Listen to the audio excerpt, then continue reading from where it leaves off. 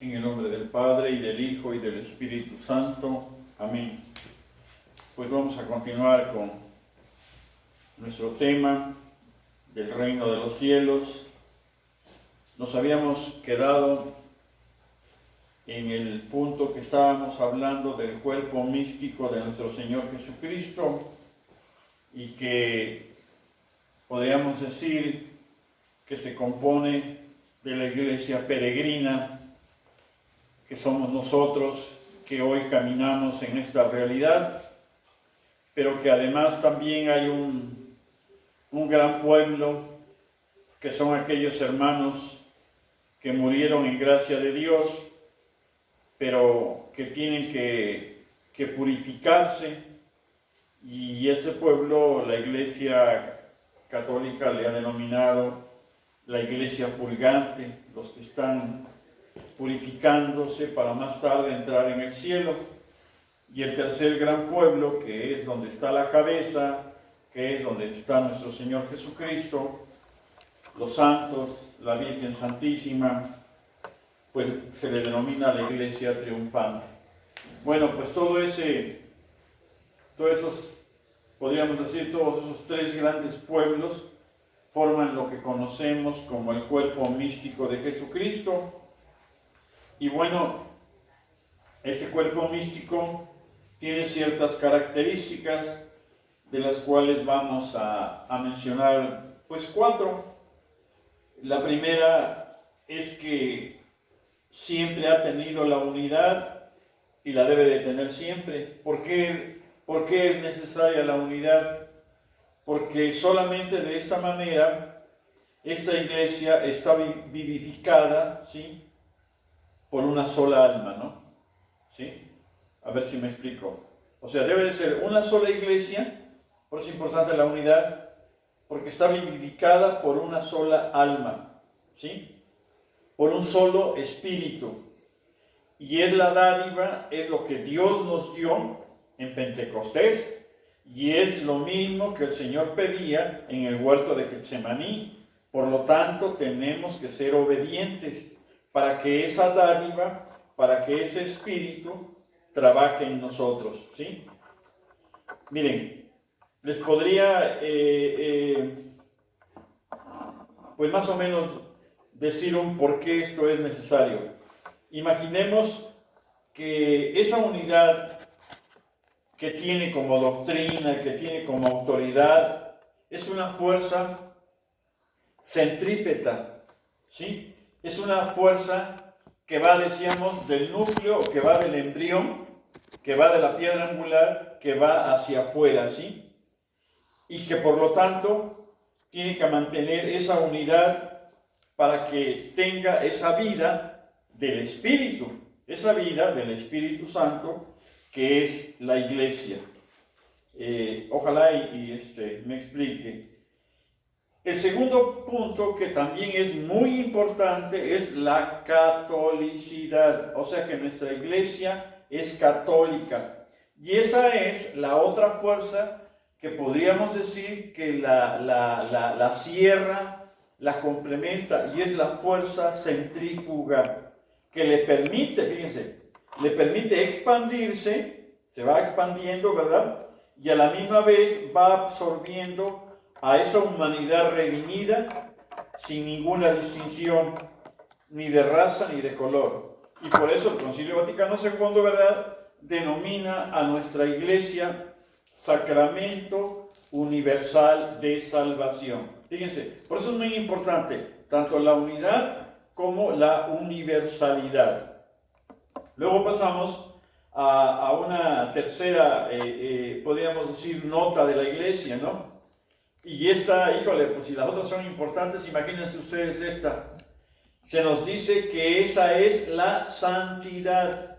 Y es la santidad que significa que permanece con la condición de que se mantenga saludable. O sea, esa santidad que el Señor Jesús nos ha dado a través del Espíritu Santo, y que nuestra Santa Iglesia tiene, como les dijera, está condicionada a que siempre nos mantengamos saludables, puros, libres de la infección de cualquier herejía o de cualquier cisma. Por eso es que todas los cismas que ha habido a través de la historia, de todas las herejías, pues son ramas que se desgajan, son ramas que se separan, y al separarse, bueno, pues aquí creo que sí lo podemos comprender, ¿verdad? Pierden esa santidad, ¿sí? Esta santidad, fíjense, esta santidad no se halla en cada miembro, ¿sí?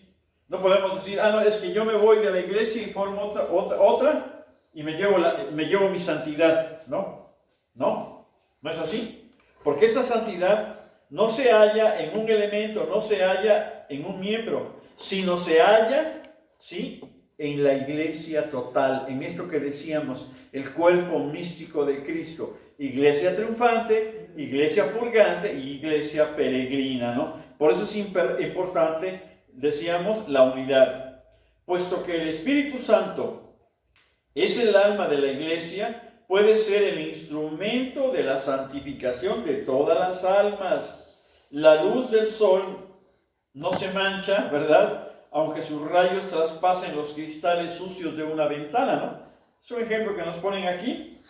Ni tampoco, dice, los sacramentos pierden su poder de santificar, aunque los instrumentos humanos que administren estos sacramentos estén manchados alguna vez, ¿no? Y fíjense, muchos cismas se han dado por eso, ¿no?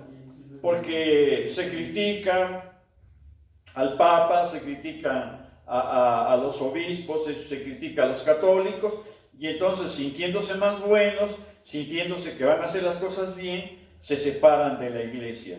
Y eso, pues la verdad, pues sí es algo que ha tenido la iglesia, y ya lo comentamos, ¿no? Y lo va a seguir teniendo, pero esa no es causa, ni motivo, ni razón para fragmentar la iglesia. Definitivamente no. Por eso nos ponen esta explicación, ¿verdad?, que nos dice que la luz del sol no se mancha, aunque sus rayos traspasen los cristales sucios de una ventana. Podemos tener, pues, malos católicos, ¿verdad? Católicos, a lo mejor, en mi caso, ministros de la Sagrada Eucaristía, ¿verdad?, que a veces no somos dignos, ¿verdad? No somos dignos, y que alguien pudiera decir, no, pues yo en esa iglesia no, porque ahí está ese que fue un borracho, que fue esto, que fue aquello, ¿verdad? Y por eso se separan. No, pero es que no es el cristal, es la luz que viene de Dios. Y esa luz que viene de Dios, ¿verdad?, siempre será santa. Así pase por el cristal más sucio, así sea el conducto sucio, pero la santidad no se pierde. Ojalá y lo entendamos. Luego, la cuarta característica, es referente, ¿verdad?, a la apostolicidad que tiene. Bueno, a ver si me explico. Les pongo un ejemplo, fíjense. Por ejemplo, en biología, los que alguna vez hemos estudiado un poquito de biología, se nos dijo, ¿verdad?, se nos enseñó aquella frase que, pues no sé si algunos se acuerden, que nos decían omnem vivum ex vivo, ¿sí? Omne vivum ex vivo. ¿Qué quiere decir eso? O sea que todo ser vivo procede de otro ser vivo, ¿verdad? No puede proceder un ser vivo de un ser muerto, ¿no? ¿Sí? De una piedra, ¿no? Pues no, ¿sí? Todo ser vivo procede de otro ser vivo. Así también, el cuerpo místico de Cristo es apostólico. ¿Por qué? Porque trae su origen, ¿verdad? ¿En quién? En Cristo. En Cristo mismo, y no de ningún hombre, separado de él por algunos siglos, ¿no? No, es que de repente alguien se siente inspirado, ¿verdad?, y dice, yo tengo la santidad, yo tengo el evangelio, y yo puedo. No se puede, sino que debe de ser siempre, ¿quién? Cristo Jesús, ¿sí? O sea, no podemos recibir esto de ningún otro hombre. ¿De quién solamente recibió la iglesia ese apostolado? Pues de Jesucristo el Señor.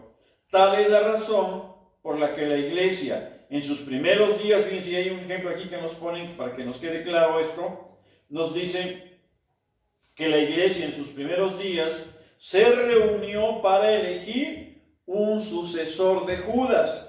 Cuando Judas había abandonado la iglesia, conocemos esa historia, cuando él se ahorca, ¿verdad? Después de la traición, ¿verdad? Entonces, la iglesia se reunió, ¿sí?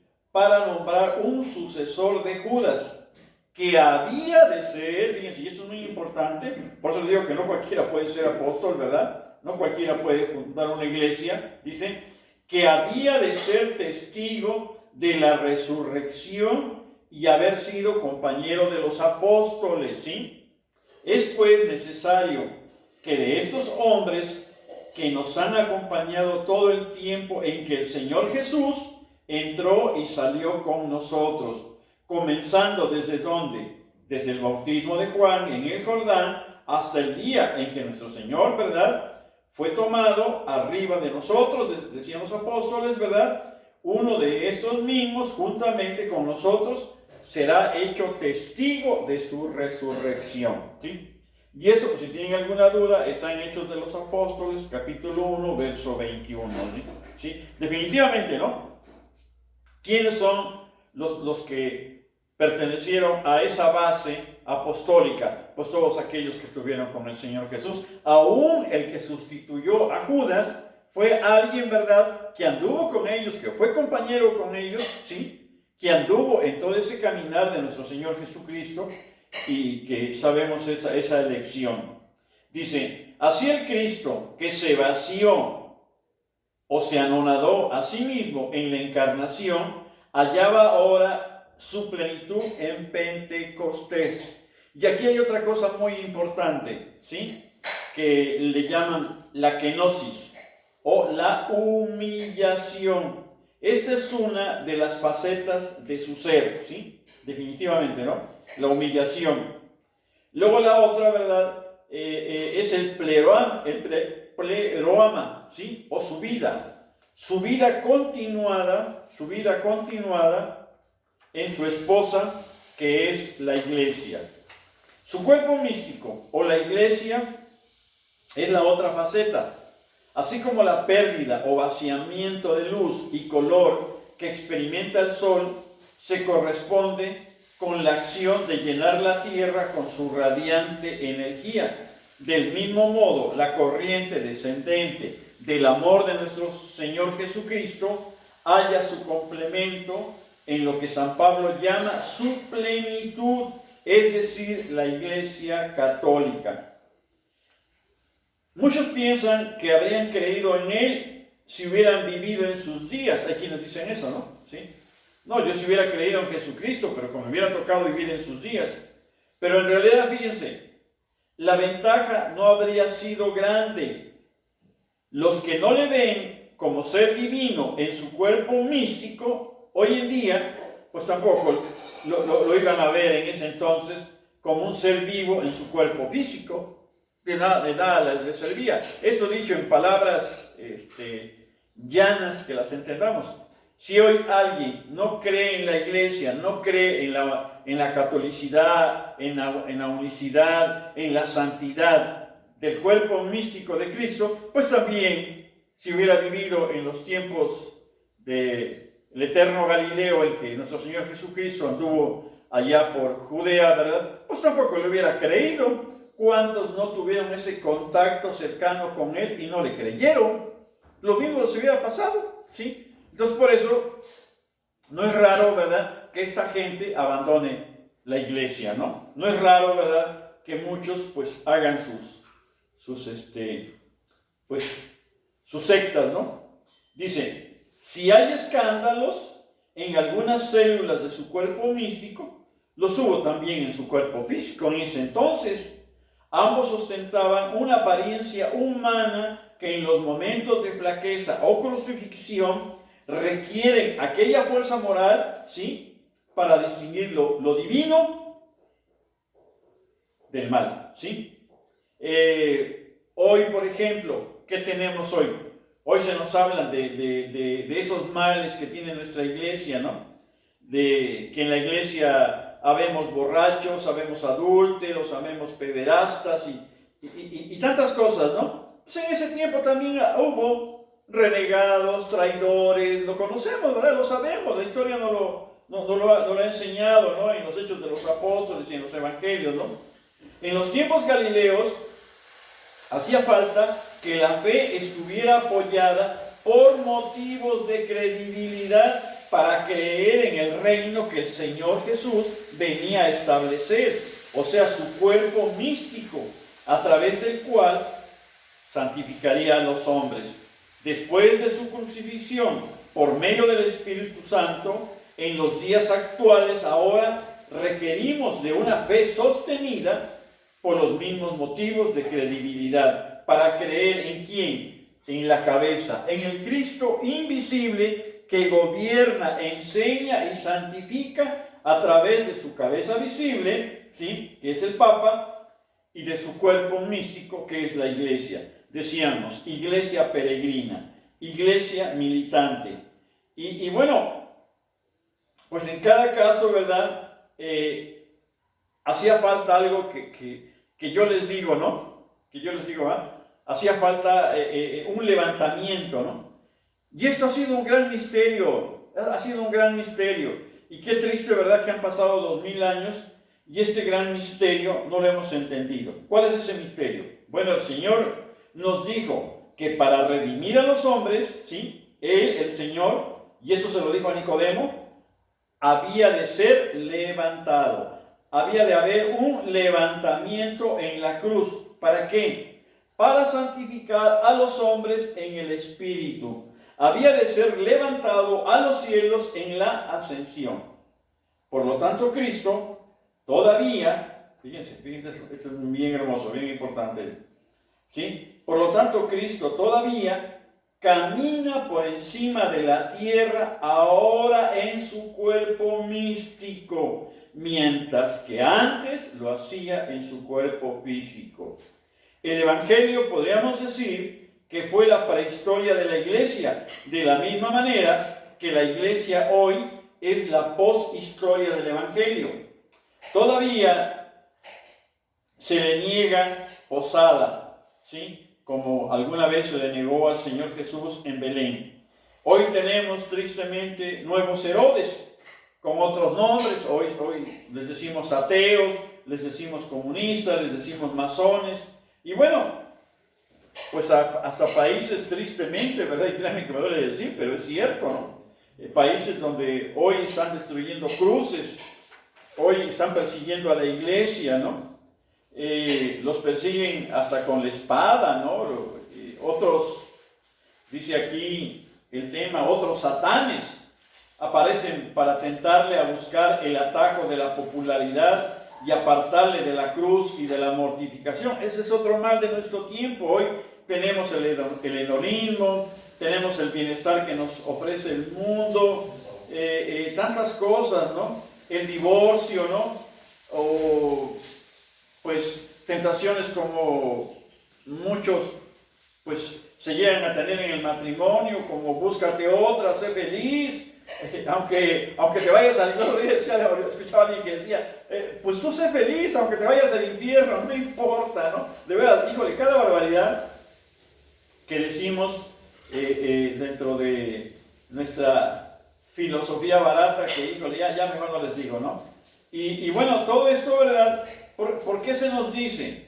¿Sí? ¿Por qué se nos dice? Para que nos apartemos de la cruz del Señor, para que nos apartemos de la mortificación, ¿sí? Y todos queremos vivir un domingo de Ramos, ¿sí? Pero recordemos que el domingo de Ramos son un preludio de otros tantos Viernes Santo. Siempre habrá nuevas acusaciones, siempre habrá persecución, tendremos pues momentos difíciles como hoy esta pandemia, y a menudo, dice, por parte de personas religiosas como antaño, tristemente, ¿no? Estas inquietudes, estas tentaciones a veces las tenemos inclusive por gente que está dentro de nuestra iglesia, tristemente. Y todas estas tentaciones son lanzadas ¿contra quién? Contra el cuerpo místico de Jesucristo, ¿sí? Que es, el día de hoy, es el enemigo, ¿no? ¿Es el enemigo de quién? Del gobierno, del César, que no se es patriota, que se quiere pervertir a una nación, y por pues algunos apedrean por eso, le tiran a la iglesia, ¿no? Por dentro inclusive se ve atacado por falsos apóstoles, pero desgraciadamente, pues no es otra cosa que están ansiosos, ¿no? Están ansiosos de entregar a la iglesia a sus discípulos, ¿no? Pues a veces los ven como enemigos y quieren deshacerse de ellos. Qué triste es eso, ¿no? Ahora, digamos, pues los que estamos dentro de la iglesia, los que de alguna manera hemos trabajado, pues sí tenemos que aguantar todo esto, ¿no? Y a veces a algunos les parece dura la doctrina de nuestra iglesia, pero yo les digo la verdad, no lo es. Por ejemplo, por decir algo, ¿no? El celibato, ¿no? O la obediencia, la pobreza, ¿no?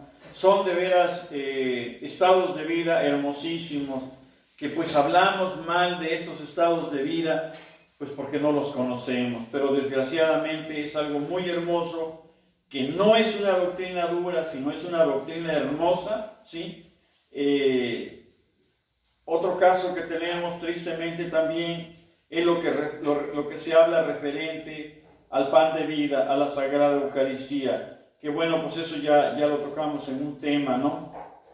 Pero recordemos, y esto es muy importante, recordemos que como se vea, como querramos, pero no hay muerte sin resurrección, ¿sí? Siempre habrá resurrección. Tristemente, para el bien, para la condenación o para la eterna felicidad. Su cuerpo místico morirá en el transcurso de la historia 1000 veces y otras tantas veces resucitará. A cada momento van a sonar las campanas, ¿verdad? Anunciando una ejecución, pero esa ejecución siempre, podríamos decirlo, que es aplazada constantemente. ¿Por qué? Porque siempre el Señor Jesús está esperándonos ahí para llevarnos por la senda de la resurrección hasta la eternidad. Por eso se nos dice que en el día postrero habrá en su cuerpo místico una persecución universal, cuando irá a la muerte tal como había ido en otro tiempo, padeciendo bajo el poder de Poncio Pilato, padeciendo bajo el poder, pues hoy, del mundo, del Estado, ¿verdad? Pero al fin de todo, sí, al fin de todo lo que había sido profetizado desde Abraham y de Jerusalén, ¿verdad? Todo esto se cumplirá en su perfección espiritual cuando el cuerpo místico sea glorificado, del mismo modo que fue glorificado su cuerpo físico, ¿no? Por eso, ¿verdad? Yo les hablaba un poquito de la ascensión del Señor, ¿no? Así como el Señor ascendió a los cielos. Bueno, ahorita lo vamos a ver ahí donde terminamos este tema, ¿verdad? Cómo nos habla de ese último momento, ¿no? Dice, ya el apóstol San Juan lo describió así: ven acá, te mostraré la desposada, la esposa del Cordero. Dice, y me llevó en el espíritu a una montaña grande y alta, y me mostró la santa ciudad de Jerusalén, que descendía del cielo desde Dios, la cual poseía la gloria de Dios, y su luz era semejante a una piedra preciosísima, como piedra de jaspe cristalino. Tenía un muro grande y alto, con 12 puertas, y había en las puertas 12 ángeles, y nombres escritos en ellas, las de las 12 tribus de los hijos de Israel. En la parte de oriente había 3 puertas, en la parte del norte también había 3 puertas, ¿sí? Y 3 puertas más en la parte del sur, 3 puertas en la parte de occidente, dice. Y no vi templo en ella, porque el Señor Dios Todopoderoso y el Cordero son el templo de ella, y la ciudad no tiene necesidad del sol ni de la luna para alumbrar en ella, porque la gloria de Dios la ilumina, y la lumbrera de ella es el Cordero. Y las naciones avanzarán a su luz, y los reyes de la tierra acudirán a ella con sus tesoros. ¿Cuáles serán esos tesoros? Las obras. y sus puertas no se cerrarán jamás de día, porque no habrá noche allí. Y llevarán a ella los tesoros y la honra de las naciones. Y estas son, o serán, ¿verdad? Podríamos decir, ¿verdad? Las bodas del Cordero. Y allí estaremos todos aquellos que hayamos servido a Cristo Jesús, ¿sí? Todos aquellos que en su momento imploramos misericordia, todos aquellos que hayamos orado, que hayamos amado, que hayamos sido misericordiosos, bondadosos, ¿verdad? Por eso en ese momento nos dice San Juan, diremos, ven Señor Jesús, que la gracia del Señor Jesús sea con todos. El Señor nos cubra con su sangre, el Señor nos guarde en sus llagas, el Señor nos guarde en su santísimo corazón, y que la Virgen María de Guadalupe nos proteja y nos lleve hasta Jesucristo el Señor, y nos muestre a Jesús, fruto bendito de su vientre. Oh clemente, oh dulce siempre Virgen María, ruega, Señora, por todos los que hemos existido y hemos estado en este mundo. Santa Madre de Dios, ruega por todos, Señora, para que seamos dignos de alcanzar esas divinas gracias, esas divinas promesas de nuestro Señor Jesucristo. Amén. La verdad que esto es algo muy hermoso. Ojalá y me haya explicado un poquito, de veras. Créanme que me preocupaba mucho este tema porque es muy importante. Es muy importante que entendamos esto, que busquemos el reino de los cielos. Y ya no nada más para terminar, quiero decirles que aprovechemos este tiempo de pandemia para acercarnos más a Dios, para decirle que lo amamos, para decirle que lo adoramos, para decirle que nos ayude a llegar a la vida eterna, a llegar al reino de los cielos. Y como decía ese gran santo San Francisco de Asís, nos vemos en el paraíso. Allá nos vemos, porque esa es nuestra casa, de allá salimos de las manos de Dios y allá debemos de regresar. Ojalá y todos estemos allá, que ninguno se quede en otro lado. Nos vemos en el paraíso. Ave María Purísima, sin pecado concebida. En el nombre del Padre, y del Hijo, y del Espíritu Santo. Amén.